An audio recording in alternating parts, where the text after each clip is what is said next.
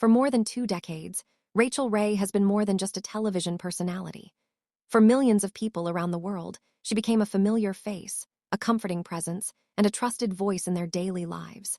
Whether she was preparing a simple meal in 30 minutes or sharing personal stories on her talk show, she always appeared warm, approachable, and genuine. Her style was never about perfection. It was about making people feel capable, confident, and connected. In many homes, she felt like part of the family. But behind that familiar smile and constant energy, life has not always been as simple as it appeared on screen. Like many public figures, Rachael has carried private struggles that the audience never saw. And in recent years, subtle changes in her life and career have led many to quietly wonder what might be happening behind the scenes. Rachael's journey began long before television, cameras entered her life. Born in Glens Falls, New York, she grew up surrounded by hardworking people who viewed food not as luxury, but as responsibility. Her family owned restaurants in Lake George, where she learned early that cooking was about service, consistency, and care. These kitchens were not glamorous. They were demanding, exhausting, and built on long hours. But they shaped her work ethic and her understanding of food as a way to connect people.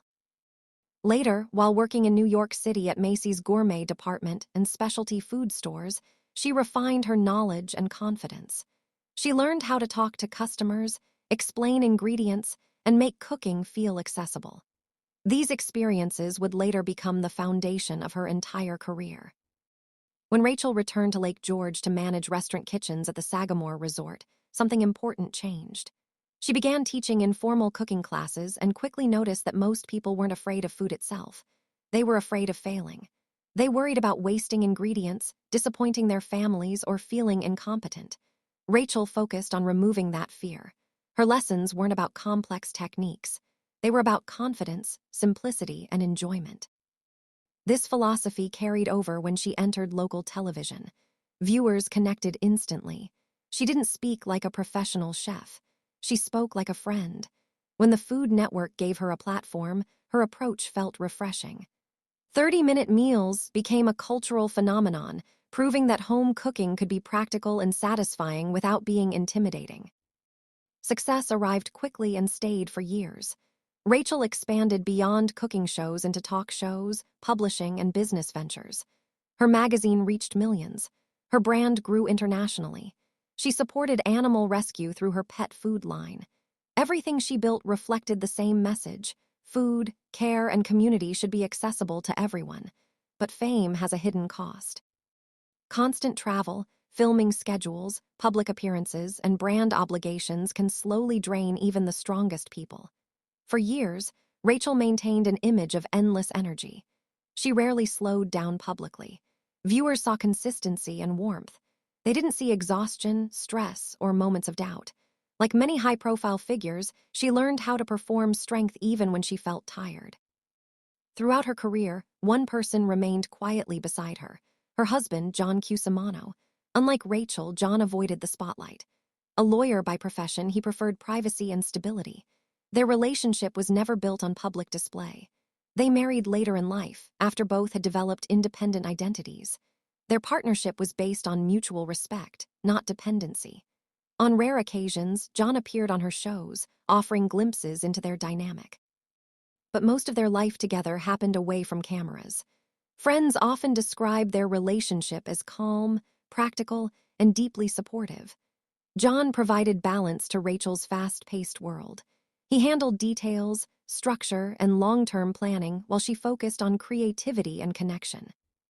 Over time, subtle changes became noticeable. Rachael began reducing appearances.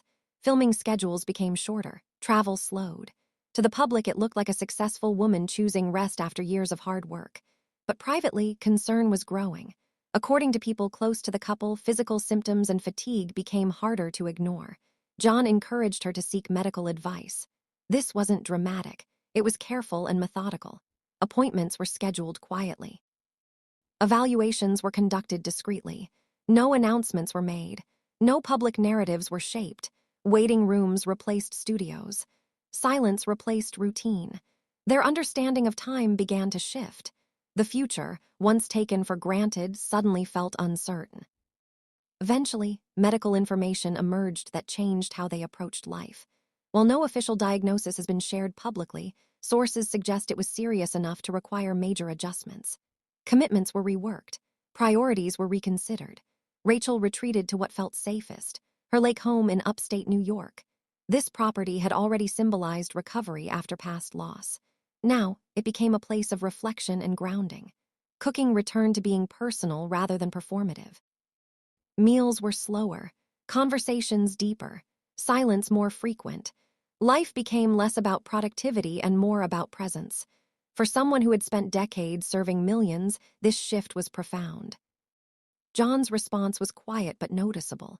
He didn't panic. He didn't seek attention. Instead, he began preparing internally.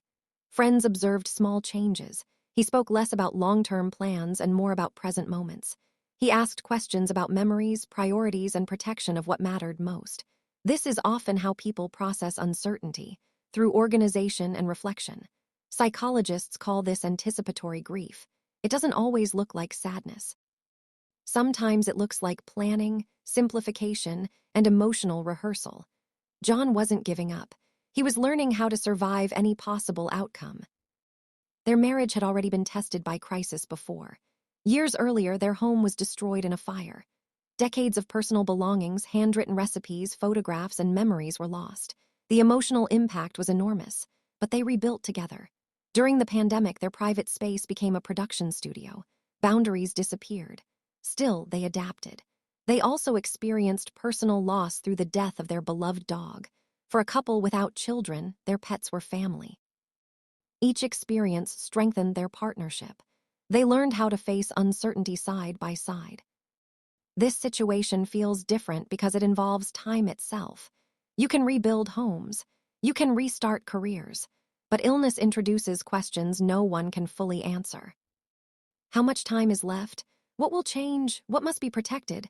According to friends, John now pays close attention to small details. Rachel's energy levels, eating habits, sleep patterns, and emotional shifts.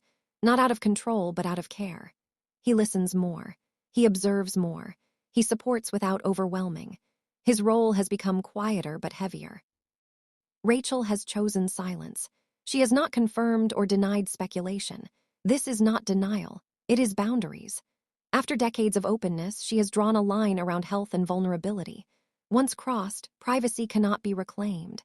Those close to her say she wants her legacy to be defined by generosity and strength, not fear. Silence is her way of protecting that narrative. John respects this choice, even when rumors become difficult. He understands how quickly public narratives harden and distort reality. Being loved by millions is both a gift and a burden. Support pours in constantly. Messages, prayers, and concern are genuine, but they also add pressure. Falling apart privately becomes almost impossible. Rachael has always been emotionally generous. Now she is learning to conserve herself. She continues working selectively. These are not withdrawals. They are recalibrations. She is redefining how much energy the world is allowed to take. At their lake home, life has slowed. Mornings are quieter. Meals are intentional. Time is handled carefully. Friends say Rachael still cooks with passion, but now every meal feels like a memory being created. John remains present without turning life into a vigil. Joy is allowed. Music plays. Laughter happens. Routine continues. Hope is preserved, not as denial but as survival. Public speculation continues, fueled by silence and concern. Some stories exaggerate. Others invent timelines. None offer certainty. That uncertainty is the hardest part. John absorbs it quietly. He understands that correcting rumors would require revealing information Rachael wants private, so he protects her instead. Their story highlights a deeper question. Do public figures owe the public complete transparency? Or do they deserve the same privacy as anyone else? Rachael has chosen authorship over exposure. She is shaping how her story is told by leaving parts unwritten. That is not weakness. It is agency. Rachael's legacy is already secure. She changed how people approach cooking. She empowered millions to feel capable in their own kitchens. She built a career on kindness rather than competition.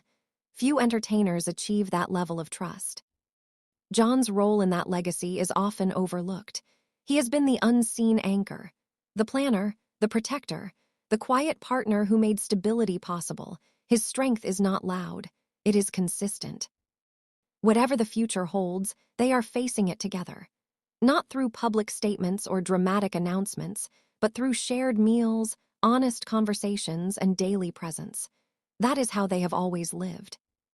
In a world obsessed with constant updates, their restraint feels rare. It reminds us that not every story needs full access. Some deserve dignity and patience. Rachael Ray's story is not about decline. It is about resilience, boundaries, and love in uncertain times. It is about choosing meaning over noise.